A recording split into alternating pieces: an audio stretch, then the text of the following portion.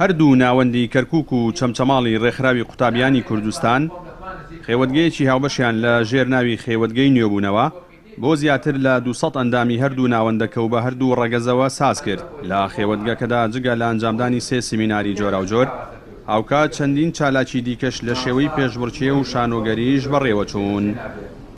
ئەمڕۆکو خێوەتگەی نێبوونەوە کۆبوونەتەوە بۆ ئەوەی بەڕاستی بڕیارمان داوە کە بڕیاری تازە لە ژیانمانە دروست بکەین بەرەو سەرکەوتن. زۆر سپاسی ئەم ڕێکخراوانە ئاکەین کە توانیویانە بەڕاستی هەنگاوێکی زۆر گەورەیان ناوە بۆ ئەوەی توانای گەنجانی ئەم شارە ئەم شارۆچکەیە بەرەو پێش ببەن. سپاسی ئەو کەسانەکەین کە ئەم خێوەتیان بۆ ئێمە ساز کردووە زۆر سپاسیانەکەین.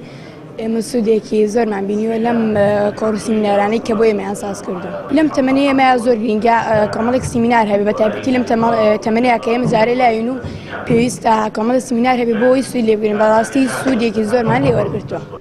لای خۆیشیانەوە بەشداربووانی خێوەتگەکە ئەنجامدانی ئەم جۆرە چالاکیانە بۆ لاوان و ئەندامانی ڕێکخراوەکە بە گرنگ ناو دەبن. بەرپرسی ناوەندی چەمچەماڵی ڕێکخراوی قوتابیانی کوردستانیش ئاماژەی بەوە کرد مەبەستیان لە ئەنجامدانی ئەم جۆرە چالاکیانە بەرزکردنەوەی ئاستی زانیاری و ڕۆشنبیری ئەندامانی ڕێکخراوەکەیانە. بەڕاستی پێمان خۆش بووم خێوەتگەی ڕێکخراو گەنجی ئێستا زیاتر پێویستیەوەیە خێوەتگەکان بەردەوام بکرێتەوە لەبەرەوەی بەڕاستی سوودی هەبوو بۆمان لە هەموو ڕوویەکەوە لە ڕووی گەشەپێدانەوە لە ڕووی دیاریکردنی ئامانجەکانمان لە ڕووی سەرکەوتن لە ڕووی ئەوەی هەوڵ بدەین چی بکەین بۆ پاشە ڕۆژی ئەم وڵاتە بە تایبەتی وڵاتی شیرینی خۆمان.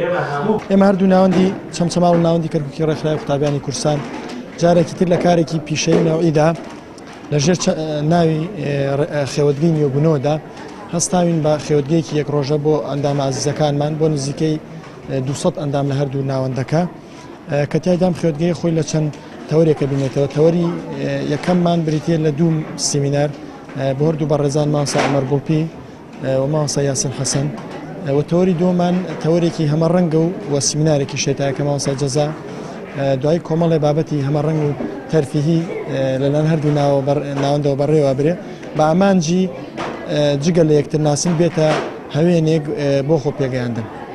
دیارە ئێمە بۆ ئێرە بۆ ناوەندەکانی ترش ئامانجەم خێوەتگانە خاڵی یەکەم یەکتر ناسین و وەک بڵێ ئەپدەیتێکی ئەندامەکانە خاڵی دۆم پێگەیاندن و ئەوەی کە پەروەردە زانست نوێگەری ئەمانەی ئەو پەیامی ڕێکخراوی قوتابیان بەدی بێنین هەر ناوەندێک و لەلای خۆی لەو هۆڵە بەردەوامە. ڕێکخراوی قوتابیانی کوردستان ساڵانە و لەسەر ئاستی ناوچە جیاجەکانی هەرێمی کوردستان و بە مەبەستی پێگەیاندنی نەوەیەکی تەندروست و دوور لە بیری توندڕەوی چەندین چالاکی جۆرا و جۆر لە شێوەی کۆڕ و سیمینار و خێوەتگا ئەنجام دەدات. بە وتەی خوێندکاران و لاوانیش ڕێکخراوەکە سەرەڕای کەمی توانامادیەکانی بەڵام تا ڕادەیەکی باش لە ئاست خواست و داواکاریەکانی ئەواندا بووە. جەلال جەباری کەناڵی ئاسمانی پەیام چەمچەماڵ